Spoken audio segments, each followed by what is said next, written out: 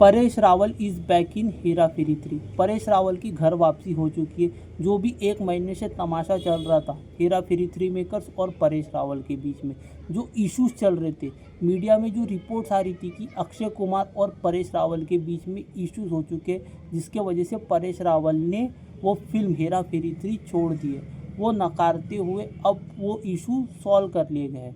परेश रावल ही बाबूराव गणपतराव आपटे का role play करेंगे।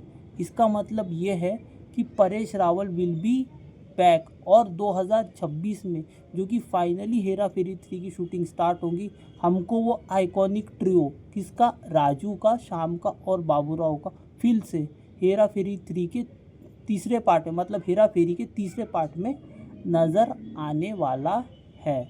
बस मैं कुछ बातें बोलना चाहूँगा। न्यूज़ बहुत अच्छी है, न्यूज़ बहुत तगड़ी है, लेकिन इसका कॉन्सिक्वेंसेस क्या हुए, इसका इफ़ेक्ट क्या हुआ। पहले तो निगेटिव पब्लिसिटी हुई कि भाई इन्होंने ही तो पीआर नहीं कराए थे। पहले बोलते कि भाई मैं फ़िल्म नहीं कर रहा हूँ और अभी अचानक से फिल्म में वापस भी आ गए, तो वो इम्प्रेशन बहुत गलत जाता है। ठीक है, पहली चीज़ ये है। आप दूसरी चीज़, जो लल्लन टॉप का इंटरव्यू हुआ था, सारी मुसीबत की जड़ वो लल्लन टॉप का इंटरव्यू ही था। वो लल्लन टॉप का इंटरव्यू परेश रावल जी ने नहीं देना चाहिए था, दे भी दिए। तो being a senior actor, being a responsible actor, ये आपकी रिस्पॉन्सिबिलिटी है कि आप क्या बोल रहे हो। बिकॉज सामने वालों को, उनको मीडिया वालों को, पब्लिकेशंस वालों को, उनको तो मिर्च मसाला चाहिए, तो वो तो वैसे टेढ़े मेढ़े क्वेश्चन पूछेंगे ही पूछेंगे। पर आपकी रिस्पॉन्सिबिलिटी है कि आप वहाँ पर क्या बोलते हो। हेरा फेरी इज़ डेफिनेटली आपके गले का फंदा नहीं है। इसका पॉजिटिव साइड भी है और निगेटिव साइड भी है। अगर मैं परेश रावल के पॉइंट ऑफ व्यू से सोचूं तो उनका कहना एक तरीके से जायज़ है। उनका कहने का ये मतलब नहीं था कि वो थैंकफुल नहीं है, वो ग्रेटफुल नहीं है कि हेरा फेरी का कैरेक्टर उनका सबसे अच्छा चल गया। लेकिन उनका मानना ये है कि भाई हेरा फेरी के अलावा भी तो मैंने फिल्में करी हैं। लोग जितना बाबूराव गणपतराव आपटे को प्यार देते हैं, वो किसी दूसरे कैरेक्टर को उतना प्यार नहीं मिला। इसलिए उनको लगता है कि भाई why always Baburao Ganpatrao Apte, because सब उनको बाबू भैया ही बोलते। तो लिटरली वो कैरेक्टर बहुत आइकॉनिक बन गया है, और वो अभी कितनी भी फिल्में कर ले, उनको, परेश रावल को बाबूराव की जो इमेज है उसमें से लोग उसको इमेजिन ही नहीं करना चाहते, उसके बाहर इमेजिन ही नहीं करना चाहते। ऑल्दो उन्होंने बहुत सक्सेसफुल फिल्में करी है, बहुत अच्छी अच्छी फिल्में करी है, लेकिन वो इम्पैक्ट जो बाबूराव गणपतराव आपटे ने क्रिएट करा वो कोई नहीं किया है। इसीलिए लोग उनको इतना पसंद करते हैं। पहली बात तो ये है, ठीक है। तो ये चीज़ परेश रावल को समझनी पड़ेगी। अगर निगेटिव इम्पैक्ट बोलोगे, ये तो पॉजिटिव इम्पैक्ट हुआ कि आप, ठीक है, उनका कंटेक्स्ट वो नहीं था, वो अप्रिशिएट करते हैं लोगों के प्यार को। लेकिन अगर इसको निगेटिव वे में लेंगे तो लोगों को लगेंगे कि नहीं भाई, काय के लिए ये इतना ऐसा बयान दे रहे हैं कि भाई इनको इतना अच्छा प्यार मिला है, इतना आइकॉनिक रोल उनको मिला है, और इतना प्यार अगर ऑडियंस से मिल रहा है तो why he is not accepting. Accept कर रहे हैं वो, लेकिन उन्होंने उसके अलावा भी फिल्में करी है, इसलिए उनको लगता है कि भाई ये फिल्म ही क्यों, ये फिल्म के उसमें तो ऐसा कुछ था भी नहीं। उनको ऐसा लगता है, मैं नहीं बोल रहा कि भाई हमने तो बस बना लिए थे, लेकिन वो इतनी आइकॉनिक बनेंगी वो किसी ने नहीं सोचा था, वो किसी ने नहीं सोचा था। और अब वो कल्ट क्लासिक है, कॉमेडी में कल्ट क्लासिक है हेरा फेरी। तो एक्सपेक्टेशन बहुत हाई है, इसीलिए वो इशू हुआ था। इसीलिए कभी भी, अभी जब तक कि हेरा फेरी 3 नहीं बनती, फिरोज़ नडियाडवाला जो प्रोड्यूसर है, उन्होंने एक क्लॉज साइन करना चाहिए कि जब तक मैं ना बोलूँ, मतलब कि फ़िल्म का प्रमोशन फाइनली स्टार्ट नहीं हो जाता, मतलब कि फ़िल्म बन के रेडी नहीं हो जाती, जब तक के प्रमोशंस नहीं होते, तब तक कि हेरा फेरी 3 को लेके कोई भी बात नहीं होगी, कोई भी डिस्कशन नहीं होगा।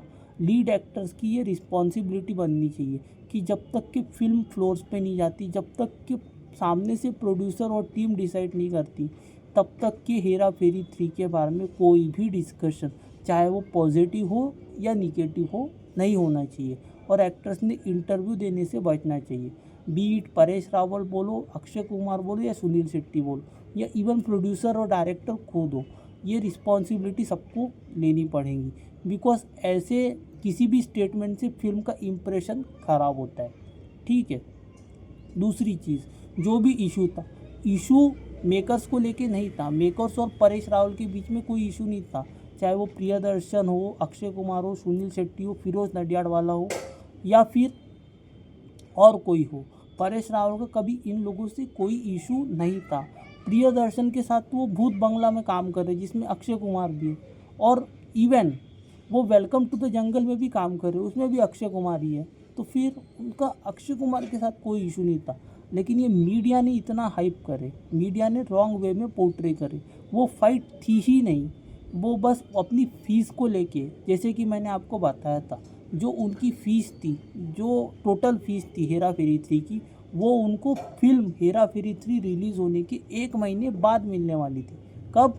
1 महीने बाद। तो वो इस चीज़ से खुश नहीं थे, और वो थोड़ा सा स्क्रिप्ट और अपने कैरेक्टर को लेके भी वो थोड़ा सा अनश्योर थे, इसीलिए वो इशू आया। इसका मतलब ये नहीं था कि उनका किसी के साथ कोई पंगा है, जस्ट वो अपनी फ़ीस को लेके और अपने स्क्रिप्ट और अपने कैरेक्टर को लेके थोड़ा सा अनश्योर थे, इसीलिए वो कॉन्फ्लिक्ट आया। इसलिए उनको लगा कि अभी सही टाइम है कि मेरे को हेरा फेरी 3 छोड़ देनी चाहिए। उनका कोई इंटरनल किसी के साथ कोई इशू नहीं था, वो जस्ट क्रिएटिव डिफरेंसेस थे। और फिरोज नडियाडवाला ने अभी ही रिसेंटली इंटरव्यू दे के बताया है कि भाई वो जो क्रिएटिव डिफरेंसेस थे वो सॉल्व हो चुके हैं और हेरा फेरी 3 बनने के लिए रेडी है।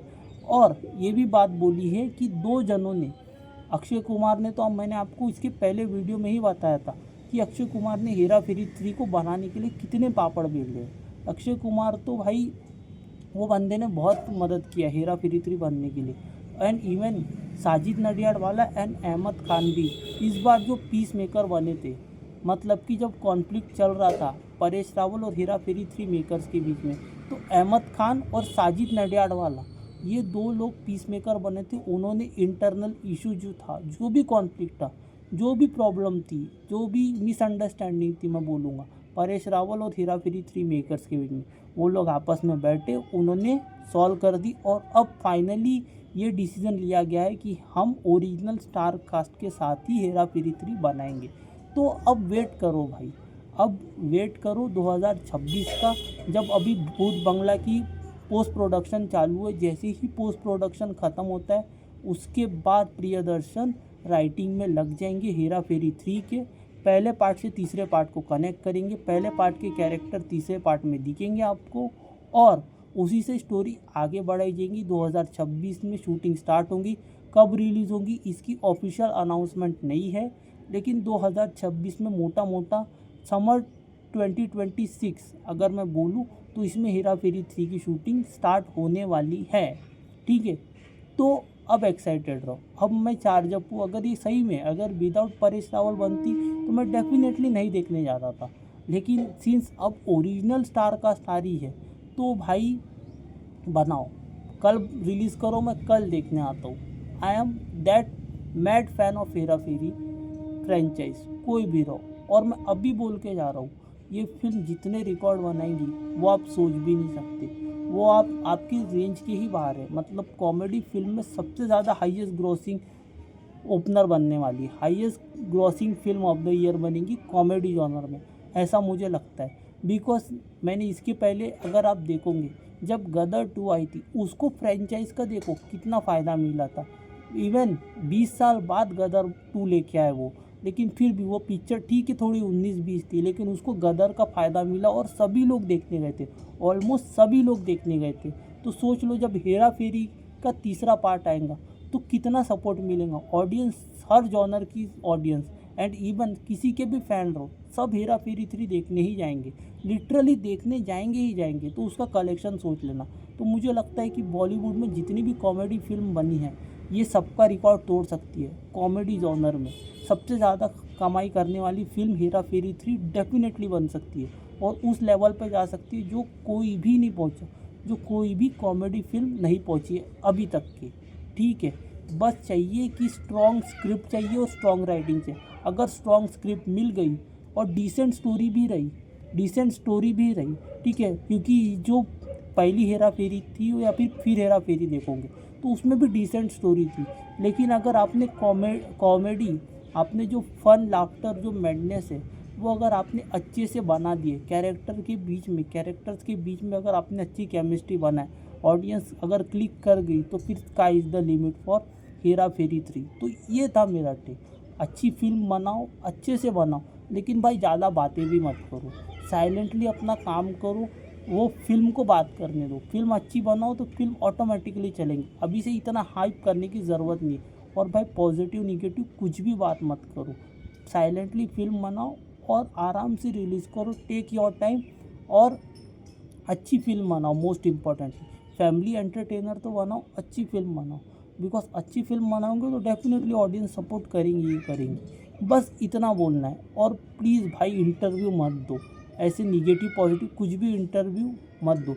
जो भी इंटरनल इशू है, बात इतनू सी थी, बात सिर्फ इतनू सी थी। अगर परेश रावल को प्रॉब्लम थी तो सीधा वो इंटरनली जाते, मेकर से बात करते और वही का वहीं पे सॉल्व हो जाता।